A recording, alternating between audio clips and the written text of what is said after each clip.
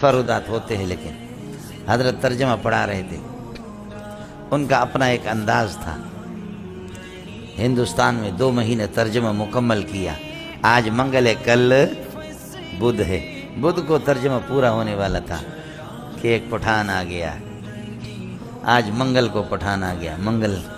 پٹھان نے کہا کہ حضرت میں افغانستان سے ترجمہ قرآن پڑھنے کے لیے آیا ہوں۔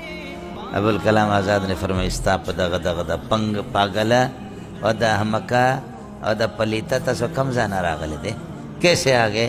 اب ترجمہ میں 2 مہینے سے پڑھا رہا ہوں، کل پورے ہونے والے، اور اب تو آ گیا۔ تجھے اکیلے میں کون پڑھائے گا؟ تجھے اکیلے میں کون پڑھائے گا؟